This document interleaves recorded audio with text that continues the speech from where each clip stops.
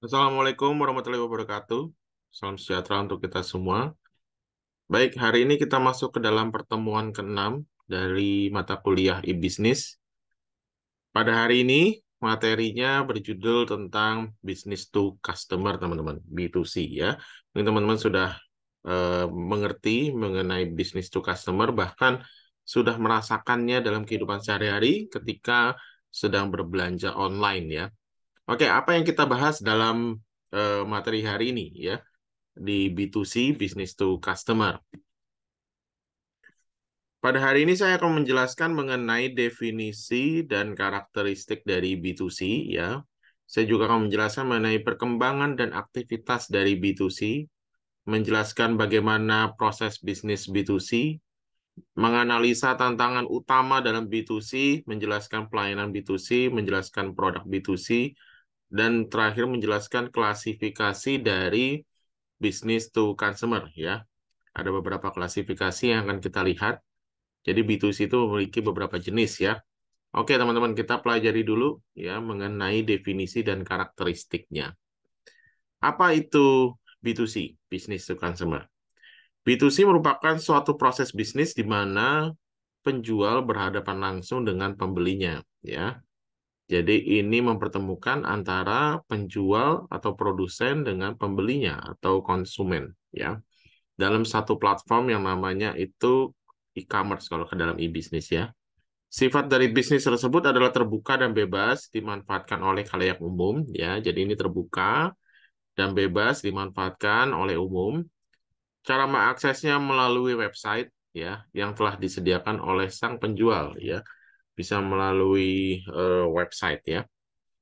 B2C tidak terlalu membutuhkan akuntabilitas yang baik dan hubungan yang formal dengan pelanggan dalam transaksinya.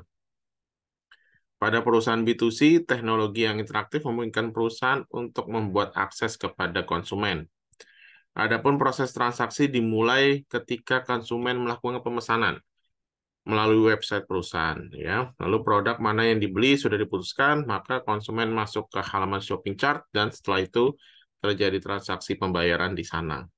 Ya, ya teman-teman pasti sudah sering mengalaminya, ya mungkin pernah belanja online tapi langsung ke situs penjualnya ya. Langsung ke website dari penjual atau produsennya. Kalau menurut para ahli ya, B2C merupakan transaksi retail dengan pembeli individual ya. Jadi ini transaksi retail atau transaksi eceran ya. Belum transaksi grosir. Kalau grosir kan berarti B2B ya. Tapi kalau transaksi eceran itu B2C, pembeli individual. Ini menurut Munir Fuadi. B2C juga dapat diartikan mekanisme toko online, electronic shopping mall, yaitu transaksi antara e-merchant dengan e-customer ya. Ini menurut Onowe Purbo ya. Jadi kalau B2C konsepnya itu penjualan eceran ya, penjualan retail ya karena dia eh, pembeli individual, bukan pembeli dengan partai besar. Kalau partai besar atau pembeli grosir itu berarti masuknya ke kategori B2B, business to business. B2C adalah kegiatan e-business dalam pelayanan secara langsung kepada konsumen melalui barang atau jasa. Secara definisi, ya, sudah dapat dipastikan atau mungkin dapat kita perkirakan bahwa model ini cocok untuk para pengusaha kecil dan menengah, ya. Mengapa ini cocok untuk pengusaha kecil atau menengah atau UMKM gitu ya? Itu karena pertama menyingkirkan perantara ya, jadi tidak ada maklar di sana sehingga harga langsung dari produsen kepada konsumen harganya lebih murah gitu ya. Pembeliannya juga eceran. Menghemat biaya dan memberi kemudahan ya. Jadi tidak perlu membuat toko, tidak perlu menyewa ruko gitu ya. Tidak perlu menyewa ruko, tidak perlu menyewa gudang ya. Alat-alatnya juga sederhana, laptop, handphone gitu ya. Fasilitas yang digunakan untuk berjualan juga sederhana, sehingga hemat biaya dan memberikan kemudahan. Kalau secara teorinya, keuntungan akan lebih mudah diraih melalui model B2C ini, karena biaya tidak tumbuh secara proporsional dengan pertumbuhan bisnis. Dalam arti pertumbuhan bisnis saya akan lebih pesat daripada biaya yang harus dikeluarkan. Ya, contohnya misalnya kalau kita jualan online melalui website tanpa harus membuka toko offline-nya, ya kemungkinan mungkin laris teman-teman ya. Pendapatannya besar ketika laris, tetapi biayanya minim, ya karena tidak perlu biaya sewa, ya tidak perlu biaya sewa, tidak perlu biaya karyawan, ya cukup dihandle sendiri kalau misalkan masih bisa dihandle sendiri gitu ya. Jadi biayanya lebih minim dibandingkan ketika membuka toko offline, ya ketika membuka toko konvensional gitu ya di ruko atau sewa kios. Kebutuhan akan modal kerja juga lebih rendah dibandingkan dengan kasus bisnis konvensional, sehingga harga pun dapat ditekan menjadi lebih murah. Ya, karena biayanya rendah, otomatis harganya bisa jadi lebih murah. Ya, karena kalau buka toko konvensional, kan di situ ada seperti yang saya sebut tadi, sana ada biaya sewa, ya sudah muncul biaya sewa, sudah muncul biaya listrik, air, telepon, ya kalau kita sewa ruko. Lalu kalau sudah ada karyawannya, udah ada biaya gaji, ya, sehingga membuat cost of production-nya jadi lebih mahal ya, jadi lebih tinggi. Harganya jadi lebih mahal. Tapi kalau cost-nya, overhead cost-nya itu juga rendah, maka harganya bisa ditekan menjadi lebih murah. Ya ini cocok untuk UMKM ya, untuk pengusaha kecil dan menengah. Konsep B2C ini, teman-teman. Karakteristiknya bagaimana? Karakteristik dari bisnis to consumer. Yang pertama terbuka untuk umum, siapa saja bisa akses. Di mana informasi disebarkan kepada halayak umum ya. Servis yang diberikan bersifat umum dengan mekanisme yang dapat digunakan oleh halayak ramai. Sebagai contoh, karena sistem web sudah umum, digunakan makan servis diberikan dengan menggunakan basis web. Ya, servis diberikan berdasarkan permohonan on demand. Ya, jadi kalau sudah ada transaksi, sudah ada apa namanya order gitu ya, maka baru servis diberikan. Konsumen melakukan inisiatif dan produsen harus siap memberikan respon sesuai dengan permohonannya, ya sesuai dengan orderan dari customer-nya. Pendekatan klien atau server sering digunakan di mana diambil asumsi klien consumer menggunakan sistem yang minimal atau berbasis web dan processing bisnis proses dilakukan di sisi server, ya. Transaksinya sederhana dan tidak terlalu sering terjadi, ya. Transaksinya sederhana ya, tidak terlalu sering terjadi, tapi ya mungkin bisa sering terjadi kalau laris banget gitu ya. Nilai transaksi yang terjadi juga relatif kecil ya, karena penjualannya pada umumnya kalau B2C itu kan produk-produk yang ringan gitu ya. Business to consumer produk yang ringan seperti misalkan baju gitu ya, baju atau produk digital seperti musik gitu ya dan lain sebagainya. Buku ya.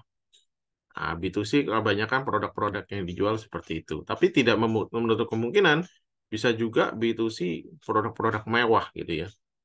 Produk-produk mewah dengan merek terkenal yang mungkin bisa juga menggunakan konsep ini. Ya. Perkembangan B2C ya. Ini kita bahas dulu bagaimana sejarah perkembangannya. Ya. Website yang dibangun pada umumnya hanya berfungsi sebagai media publikasi dan tidak interaktif pada awalnya ya. Pada awalnya itu webnya dibangun cuma buat media publikasi saja, belum dipakai untuk penjualan di sana. Jadi cuma buat publikasi informasi produk aja. Tujuan utamanya adalah untuk menarik perhatian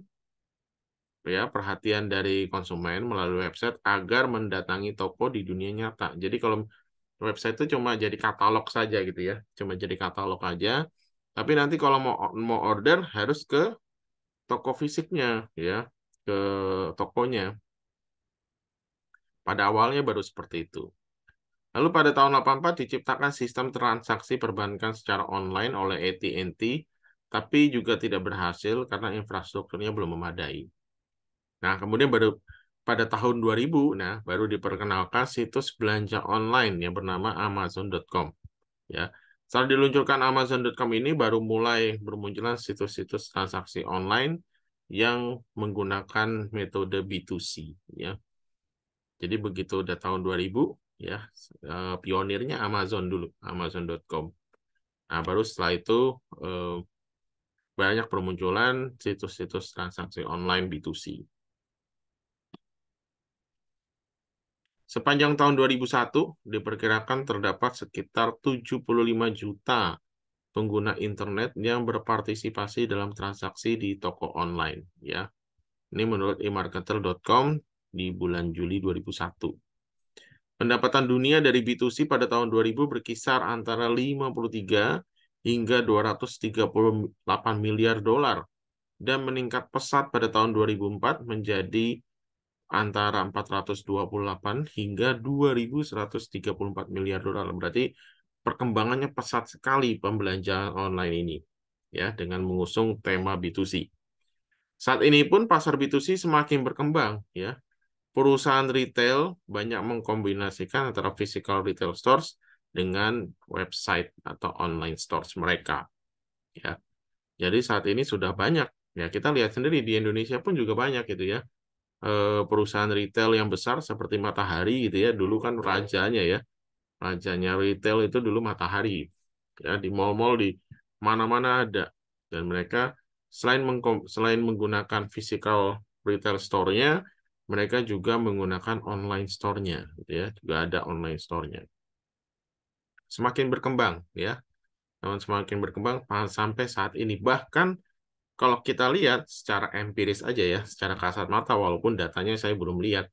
Kalau kita lihat, online stores malah lebih banyak dibandingkan dengan physical stores-nya gitu ya. Kalau kita lihat sekarang perkembangannya lebih ke sana. Ya, transaksi yang terjadi di online stores bahkan lebih besar dibandingkan transaksi yang terjadi di toko fisik ya, di toko fisik.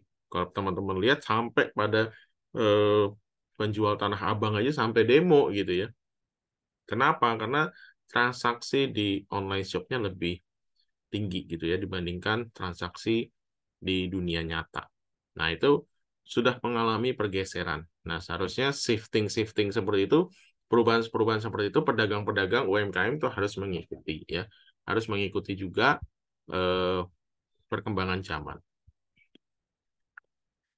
Coba kita lihat karakteristik produk dengan volume penjualan terbesar ya.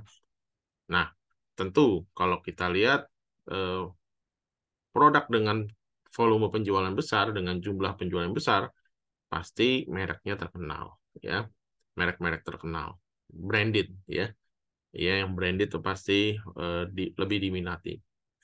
Lalu yang kedua, barang-barang yang terdigitalisasi seperti apa? Seperti e-book ya. Jadi e-book ini juga buku ya, itu juga sudah mengalami pergeseran. Penjualan e-book itu juga lebih banyak dibandingkan penjualan buku biasa ya, penjualan buku fisik ya. Memang ada orang yang senang juga dengan membaca buku fisik. Contohnya saya masih lebih menyukai buku fisik dibandingkan e-book. Ya, cuma ternyata penggemarnya berkurang gitu ya. Saya lebih banyak ke e-book, lebih praktis, bisa dibaca di HP ya, bisa dibaca di tablet atau baca di laptop. Lalu yang ketiga, harganya terjangkau, teman-teman. Ya, karena kalau produk digital ya, itu pasti harganya lebih terjangkau ya, karena tidak perlu mencetak gitu ya. Kalau buku ya, contohnya dalam kasus buku, dia tidak perlu mencetak buku fisik ya, sehingga lebih terjangkau, harganya lebih murah. Tapi kalau barang-barang branded di online stores dengan di offline stores biasanya sama gitu ya. Biasanya harganya sama. Cuma terkadang memang lebih mudah didapatkan saja ya.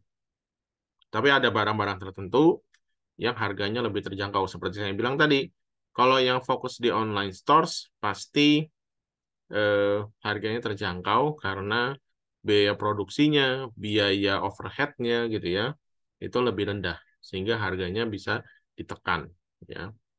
Lalu yang keempat, karakteristik produk dengan volume penjualan terbesar itu adalah barang-barang yang cukup sering dicari dalam keseharian ya, barang-barang seperti sayur, obat, makanan ya, bahan dapur ya. Itu yang sering dicari dalam keseharian. Itu yang cukup laris, yang memiliki volume penjualan terbesar. Lalu yang terakhir adalah barang yang tidak dapat ditemukan dengan mudah di toko-toko tradisional. Ya, ya ada barang-barang yang ya memang jualannya di online gitu ya, sehingga di toko tradisional tuh nggak ada.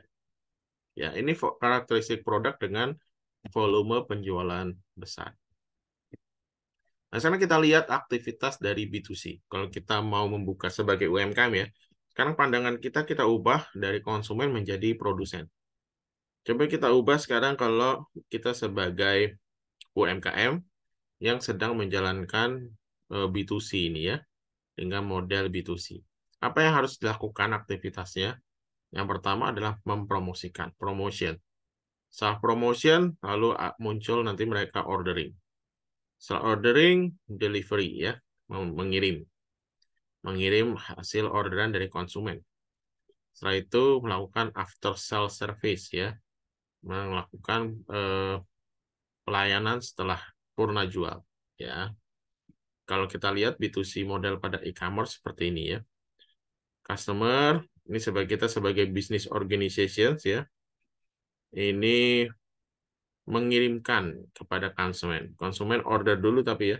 Konsumen order lalu melalui website kita gitu ya. Lalu order itu diterima oleh pengusaha sebagai kita, lalu kita mengirimkan barangnya. Ya. Jadi customer beli ordernya diproses, lalu di delivery. Ya.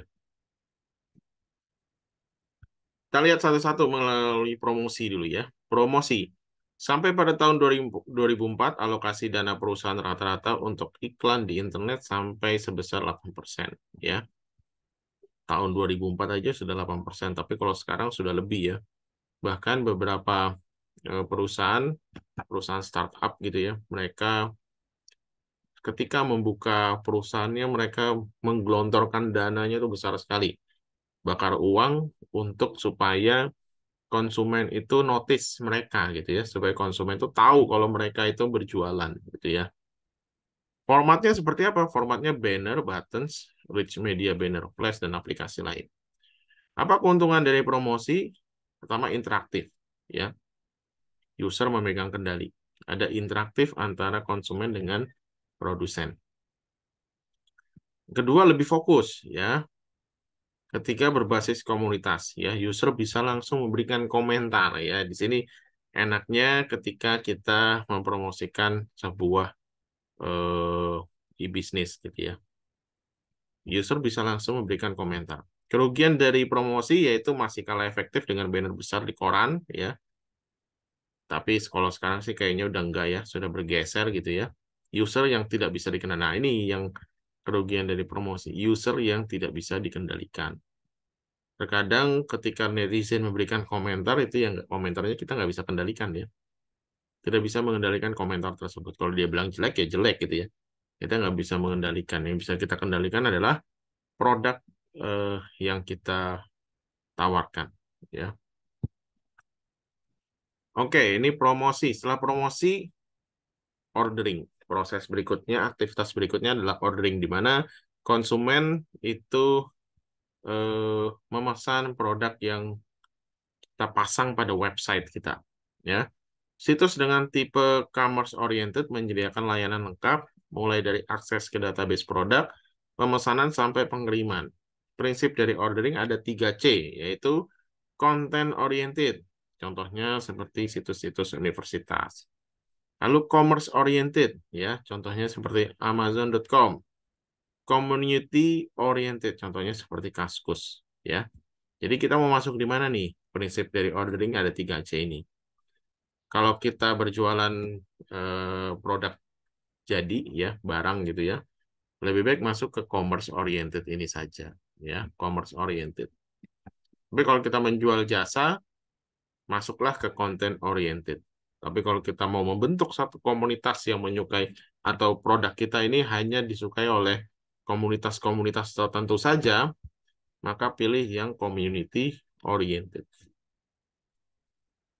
Selanjutnya delivery ya. Setelah ordering, kita menerima pesanan dari customer, waktunya kita untuk memberikan ya, untuk menyiapkan pesanannya dan mengirimnya Ya, pengiriman dapat dibagi menjadi dua jenis.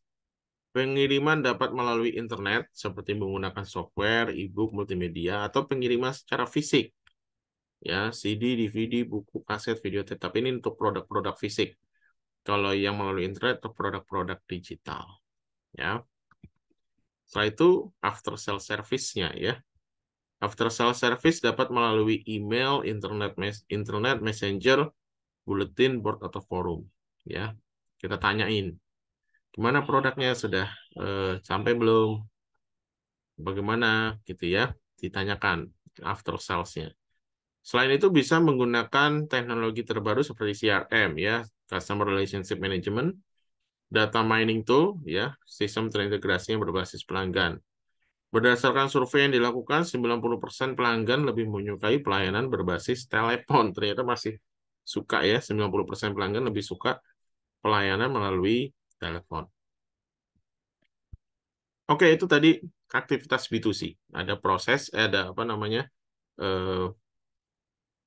promosi, ordering, delivery, dan after sales. Ya. Nah, ini bisnis proses B2C ya.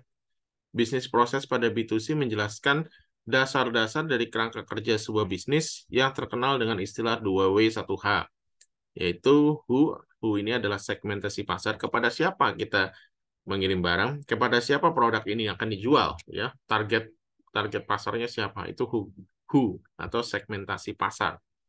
Lalu W yang kedua adalah what, ya. Produk apa yang akan ditawarkan, ya. Layanan atau produk apa yang akan ditawarkan. Lalu how, bagaimana cara kerjanya. Contohnya bisnis proses dari ebay.com. Who, siapa segmentasi pasarnya? Oh, anything, ya. Anyone, ya, bukan anything, anyone, siapapun. Lalu apa yang ditawarkan?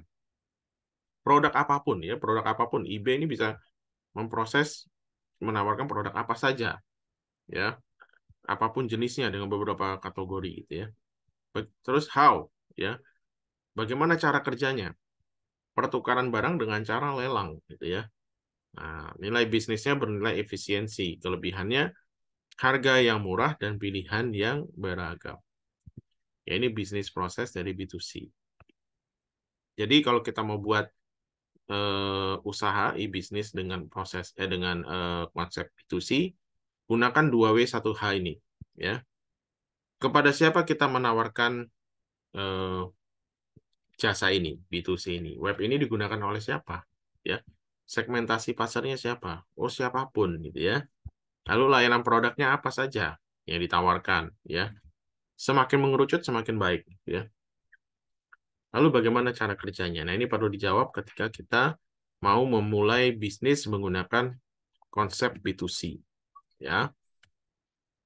Apa tantangan utama dalam B2C? Ya, membutuhkan operasional sistem dan aplikasi khusus, ya. Yang kedua, nah ini bagaimana cara membangun privasi dan kepercayaan konsumen. Nah, ini yang paling penting. Membangun privasi dan kepercayaan konsumen. Karena kalau kita sebagai startup baru gitu ya, yang kita harus bangun adalah kepercayaan konsumen. Bagaimana konsumen ketika berbelanja di kita, oh percaya barangnya akan langsung dikirim gitu ya. Nah, ini harus dibangun. Lalu menciptakan ketergantungan dan loyalitas. Nah, ini juga sebagai tantangan dalam B2C. Ketika dia sudah percaya, dia sudah mau beli, sudah order, bagaimana dia jadi tergantung dengan web kita gitu ya, dan jadi loyal. Bagaimana caranya? Ya. Ya, itu kita bisa meniru prinsip-prinsip yang dilakukan oleh e-commerce seperti Tokopedia, seperti Shopee gitu ya, dengan memberikan misalkan gratis ongkir ya, dengan memberikan flash sale ya. Itu tujuannya apa sih? Tujuannya untuk menciptakan ini ketergantungan dan loyalitas. Selain dari UX atau user experience dan UI-nya yang baik gitu ya, UX UI yang baik, tapi kita juga perlu menciptakan promosi-promosi supaya mereka jadi loyal gitu ya. Lalu kelengkapan, keragaman, dan ketersediaan barang dan jasa. Nah, ini juga perlu diperhatikan. Ya, contohnya saya mencari ya, saya sering menggunakan salah satu web e-commerce yang warna oranye atau Shopee itu ya. Itu sering sekali menggunakan itu ya, sangat sering. Tapi ketika berbelanja satu barang gitu ya, contohnya spare part mobil, saya order melalui Shopee itu nggak ada gitu teman-teman, ya di Shopee nggak ada, di apa namanya di e-commerce tersebut nggak ada, jarang yang jual. Tapi ketika saya mencari di Tokopedia, ya di Tokopedia itu baru ada. Nah, ini yang harus kita lihat ketika kita buka B2C, ketika kita buka usaha, perhatikan kelengkapan, keragaman dan ketersediaan barangnya, ya. Kalau bisa semuanya ada gitu ya, semuanya ada. Konsumen mau mencari apapun di situ ada gitu ya. Nah, itu yang perlu diperhatikan. Oke, ini tantangan utama dalam B2C. Lalu bagaimana pelayanan B2C ya? Memuat contoh produk yang dijual beserta informasinya. Ya ini ya. Ini harus nih. Jadi produk dengan deskripsinya, deskripsi produk. Melakukan transaksi penjualan barang, ya, melakukan transaksi pembayaran barang, melakukan transaksi pengiriman barang, ini pelayanan utama dari B2C, ya. Membuat berita-berita terbaru tentang produk, ya ini juga oke ya. Menginformasikan lokasi penjualan dan pelayanan, memberikan servis secara lengkap. Nah, ini pelayanan B2C yang teman-teman bisa praktekkan ketika teman-teman membuka startup atau UMKM dengan konsep B2C. Produk B2C ada produk digital dan produk fisik, seperti saya tadi sudah bilang ya. Produk digital seperti lagu, album, program komputer, update, dan jasa. Produk fisik itu seperti apa namanya buku, ya produk-produk fisik lah, baju, ya dan lain sebagainya. Kuncinya antara produk digital, perbedaan antara produk digital dan fisik adalah produk digital dapat dikonsumsi langsung setelah diunduh, ya. Jadi langsung bisa dikonsumsi. Kalau produk fisik kan harus menunggu pengiriman barang sampai ke rumah dulu ya, ke tujuan. Ini produk B2C, produk digital dan produk fisik. Nah, ini ada beberapa jenis-jenis B2C ya, teman-teman, ya. Ada yang namanya itu auction store ya. Kalau auction store ini layanan sebagai tempat untuk memberikan pelayanan dalam bidang perdagangan, misalnya untuk pengiklanan produk perusahaan dan cara pembayaran, sehingga dapat kita ketahui menggunakan layanan kita dan memaksimalkan keuntungan yang kita capai karena penawaran yang sangat banyak dari berbagai negara. Contohnya ebay.com kalau auction store. Kalau online stores, ya kita sering nih ya. Layanan ini tempat untuk menjual atau membeli secara digital dengan memilih memesan barang lewat internet tanpa harus bertatap muka dengan penjual maupun barang yang ingin dibeli. Contohnya adalah tokopedia.com. Kalau online services, ini layanan untuk meminta informasi dan servis lain dari perusahaan dengan cepat dan mudah atau dapat melakukan proses jual beli. Misalnya jasa tiket perjalanan, jasa servis, dan lain sebagainya. Contoh misalkan Blitz Megaplex, ya, AirAsia, ya, atau Traveloka, ya, online services. Dan other services, layanan yang menyediakan fasilitas untuk penjualan produk dan jasa di luar klasifikasi yang sudah diberikan sebelumnya, seperti Kaskus, Facebook juga ada forum jual belinya, ya, dan lain sebagainya. TikTok Shop sebenarnya masuk other services, ya. Kalau waktu itu ya, kalau sekarang kan sudah dipisah antara media sosialnya dengan TikTok Shop-nya. Kalau dulu masih gabung, dia masuknya other services tuh. Ya, karena dia gabung tempat antara media sosial dengan apa namanya dengan e-commerce ya. Keuntungan dan kerugian dari B2C ya. Keuntungan B2C dapat dibagi menjadi dua, keuntungan bagi company-nya, bagi perusahaannya, dan keuntungan bagi konsumennya. Kita lihat dulu di keuntungan bagi company-nya ya. Bagi company, B2C itu dapat mempromosikan produk mereka secara luas ya. Lalu mereka dapat melayani transaksi selama 24 jam. Jadi kan pembeliannya selalu terbuka ya. Mau beli jam 12 malam pun pasti tetap masuk orderannya gitu ya. Tanpa terganggu waktu libur ataupun break. Dapat langsung berinteraksi dengan konsumer tanpa perantara. dan dapat meminimalkan cost yang akan dikeluarkan. Ya, kalau bagi konsumen, ya, keuntungannya bisa melakukan belanja dengan mudah kapanpun, dimanapun, pada saat apapun, gitu ya. Apa pembelanjaan dengan mudah, asal ada HP dan sinyal, ada internet, gitu ya, dia bisa belanja, gitu ya, dan ada uangnya yang jelas. Lalu memiliki banyak pilihan dan waktu untuk menentukan yang disukai.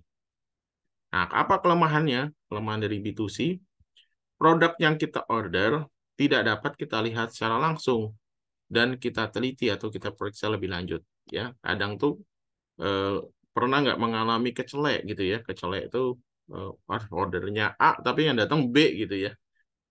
Karena kita nggak bisa lihat secara langsung. Ternyata spesifikasinya kekecilan, beli baju misalnya kekecilan gitu ya. Kita nggak baca lagi deskripsi produknya. Kan berarti harus kita ukur dulu gitu ya. Terkadang memang ada yang seperti itu ya, tapi ada juga saat ini eh, penjual-penjual itu ya, online shopper gitu ya, itu menggunakan deskripsi, misalnya baju ukurannya lebar lingkar dadanya sekian gitu ya, panjangnya sekian ya, ukurannya ini gitu ya. Sudah ada, tinggal kita lihat. Nah, yang kedua, produk yang kita lihat di website terkadang tidak sesuai seperti aslinya. Misalkan ada perbedaan bentuk, warna, ukuran, dan lain sebagainya. Nah, ini kelemahan dari B2C. Ya, ini kelemahan dari B2C. Bagi konsumen tapi ya, nih ya, bagi konsumen. Tapi kalau bagi eh, apa namanya, bagi company, bagi perusahaan, itu sangat membantu sekali. B2C sangat membantu sekali. Baik, begitu yang saya dapat jelaskan ya.